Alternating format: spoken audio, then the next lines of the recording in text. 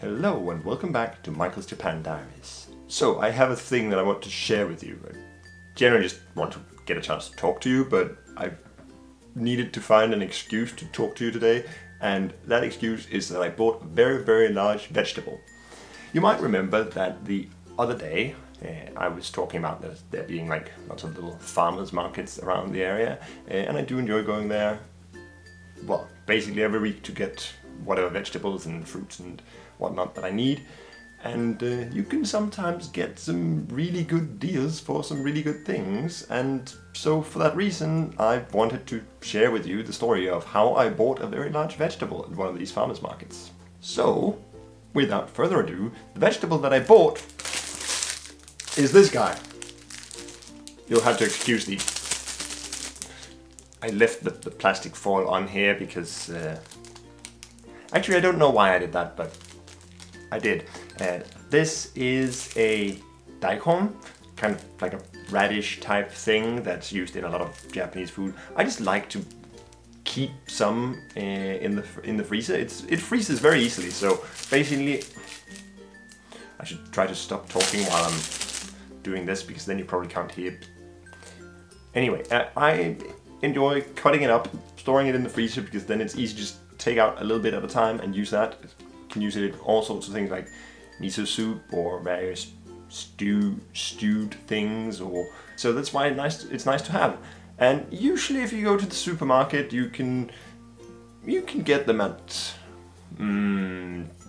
well, actually they're kind of expensive here, up to like 300 yen for like a normal kind of like this kind of thing. But usually when they're cheap you can get one for maybe 100 yen.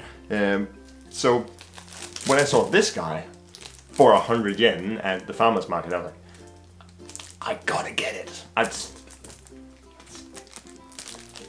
It's big. Actually, this one, I knew it was big when I took it up, because you can see it, you can feel it, but I didn't actually expect how big it was. I measured it, because of course I did, measured it with a scale, which in English is called weighing it. My ability to speak is kind of just deteriorating. I weighed it, and this one is actually 3.6 kilograms. And just to prove that I'm not making things up, I've got my scale here. Daikon here. Look. 3.6 kilograms. Told you. 3.6 kilograms of Daikon for 100 yen. I feel like that's a pretty good deal.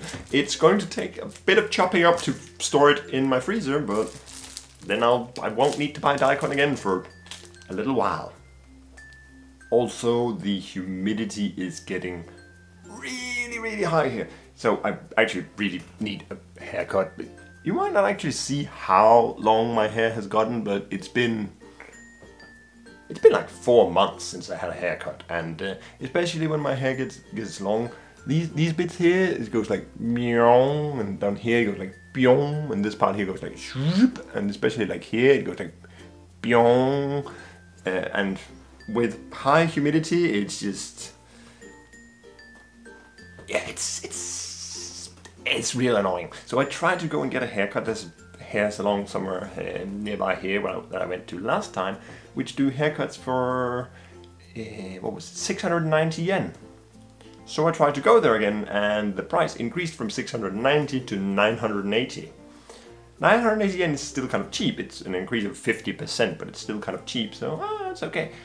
Except I went on a weekend, because of course weekends are the times where I have the time to go out, since, you know, work and all that.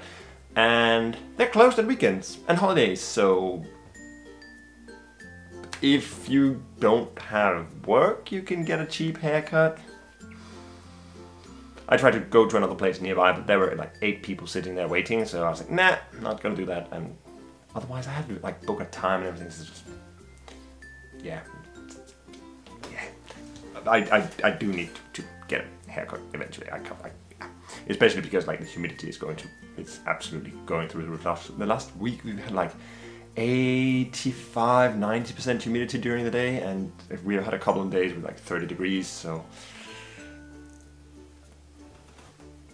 you can just barely like see the part of the thing up there that I've had that guy turn on. Right now I don't actually, today it's kind of decent, but I've had that one running basically all the day because dehumidifying and bringing the temperature down to like humane levels.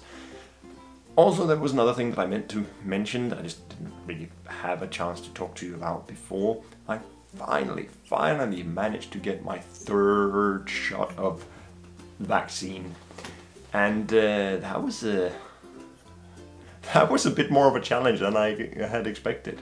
So back when I lived in Fukuoka, when they were rolling out the whole vaccine program, I got a little letter saying, oh, you can get this vaccine, and it was very nicely divided up by like age group when you could start booking, and when that time opened I could log into the online portal, book the time, managed to like take the first actual time that was there, and got my 1st and 2nd shot. So that was all fine. But then I moved here, and I think a couple of weeks after I moved here, probably, I got a letter from the city hall saying, please get vaccinated. And I'm like, I already got vaccinated in Fukuoka. I called them up, of course, and say that. Oh, but we didn't know that. But when I was in Fukuoka, when I got the vaccine there, they were very, very careful to like write everything down in the system and register and numbers and everything. But apparently that system is not nationwide or something. Anyway, told them, okay, got vaccines at this time, and they were like, okay, sure, we'll let you know when it's your time to get the 3rd shot. And I was like following the updates. So basically the overall system in Japan was that 8 months after the 2nd shot you could get the 3rd one, but that kind of changed. Then they said 6 months, then they said 8 again, then they said 7, then they said 6. I don't remember all of the numbers, but it changed all the time. So I was just keeping track of what they do in the city here. And in February of this year, I think they said it was 7 months, but from March it would change to being 6 months. And given that I got my shot in August, of course, February would be 6 months. So I was expecting like around the start of March I would get this letter that they promised me that I would get. So I wait, and nothing. Call them up, ask why am I not getting this letter here? It's about like, it's been over 6 months. So they're like, oh, but you're not registered for the 3rd shot. And I'm like, but I called you a couple months ago, told you all the information. No, that was just, you told us the information about the 1st and 2nd shot. That's not related to the 3rd shot. I was like, what? Then what's the purpose of giving you that information if you don't use that information for anything?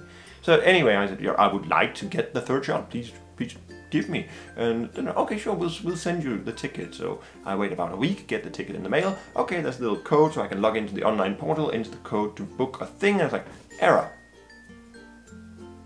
No, it's fine. Okay, I'll just try again. I'll type the code again. Error.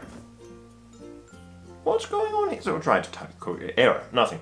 And this was in the evening, because obviously I come back from work, check the thing, and then try to do it. So next day I tried to call them up and say, hey, by the way, I got this ticket that you said you would send me, and I'm trying to book time for the vaccine, but I can't log into the online portal. Oh yeah, of course you can't log into the portal because you came here from another city. You moved here from another city, so you can't use the online bookings. I'm like, what?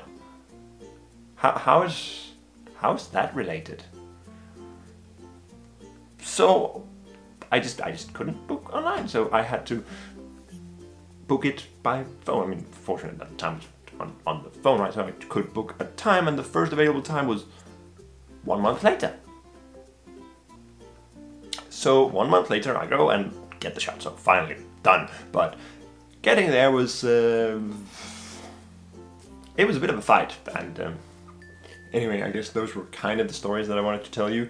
A bit of a struggle to get someone to stab me in the arm, and also buying a very large vegetable. That's it. I will give you that house tour eventually when I get something like cleaned up in here so it looks a little bit nice, and I will show you my car eventually when the weather is kind of nice for it. We are approaching the rainy season, which yeah, eventually. Anyway, thank you for watching, and I'll see you again at some indeterminate point in the future. Whoosh!